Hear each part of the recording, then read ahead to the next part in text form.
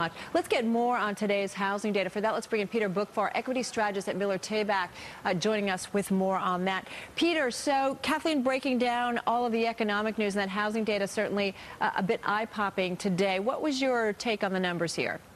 Well, the gains were led by the South and the West, and that's been where most of the foreclosures have occurred. In the first quarter of the year, there was a moratorium on foreclosures at a lot of banks. The banks have since taken that off, so we've seen some more supply in the foreclosure end.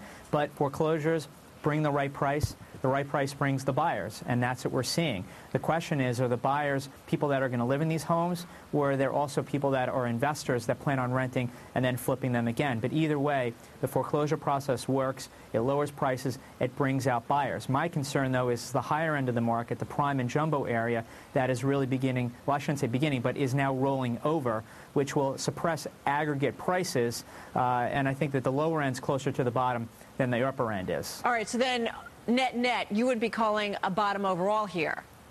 No, I think it's too early to call a bottom. I think a bottom from the perspective of prices is not in yet. I think prices from top to bottom will still be down about 40+%. We're in the low 30 range. So I still think that there is room on the downside. Again, now it's going to be suppressed by a decline in the upper end. But the lower end homes, $100,000, $200,000 homes, they're probably close to a bottom. I think Arizona and Florida and Vegas and California, those distressed markets are probably close to the bottom. But we're not going to see that big uptick for a while, but a bottom certainly is a nice thing, particularly in terms of the banking sector and its exposure to that area. And it's interesting, Peter, because that's what Scott Simon was echoing, this concern about people who cannot get non-conforming, the more jumbo mortgages, et cetera. But step back.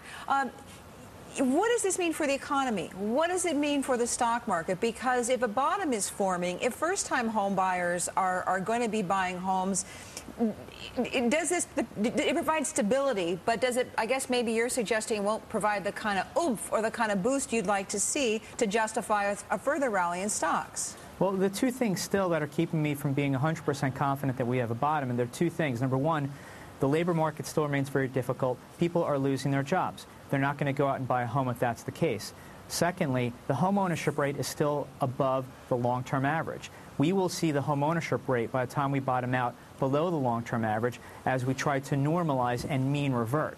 So to me, there is not any pent-up demand to buy homes. Yes, there are some people that want to buy taking advantage of the cost relative to it is to rent, but the home ownership rate on a secular basis in this country is going down. Therefore, any recovery is going to be extremely muted, and to me, it's going to be more of a bathtub-shaped recovery in housing, which is a stretched-out U, rather than any big improvement from here. So, Peter, just following up on what Kathleen just asked about, so then in terms of the gains that we've seen in the equity markets, I mean, has all of that optimism in your view been built in, especially since you still have some concerns about the housing market here? Right. Up 50% in the market is certainly discounted a lot. I'm most concerned about the U.S. economy relative to other markets around the world. I think the deleveraging process still here has a ways to go. Yes, we're far along in areas of residential construction and housing, but we still have credit cards and commercial real estate and other areas of leverage that the consumer is fighting. So I think most of the gains are in. But again, the world changed when the Fed started ramping up their quantitative easing policy, their zero interest rate policy, and government deficits are going through the roof. So, and the dollar falling as a result. So inflating our way out of this mess is what we're beginning to see. Equity prices can rise in that, but it's going to come with the consequence of higher inflation, higher gold prices, which gold is now $30 from $1,000 again, and higher inflation. Oh, Peter, where's the higher inflation? The CPI just fell 1.7% on a year-over-year basis. It's a record. The core is stuck between 1.5% and 2%.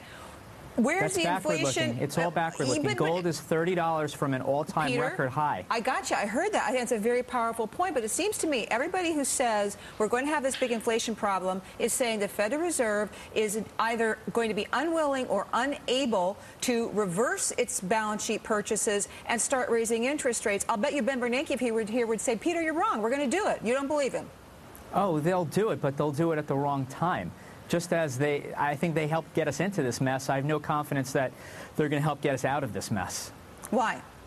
Because a lot of people are lauding Ben Bernanke for having gotten us through the worst recession, financial crisis, which the Fed didn't exactly cause. A lot of people on Wall Street had something to do with subprime mortgages and all the mistakes that were made. A lot of people think he did a great job.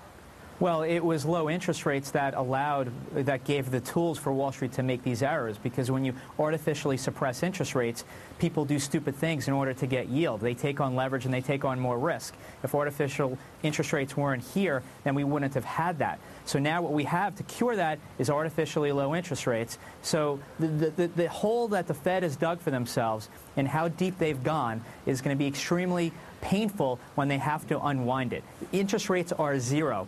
Just to get back to 2% is going to be very difficult. And historically, the Fed funds rate is 1 to 2 percentage points above the rate of inflation. Okay. Listen, Peter, I hate to jump in on you because I know you're making your point, but listen, we got to run. Got to take this commercial break. Good to have you back with us. Peter Boockvar, Miller Tabak.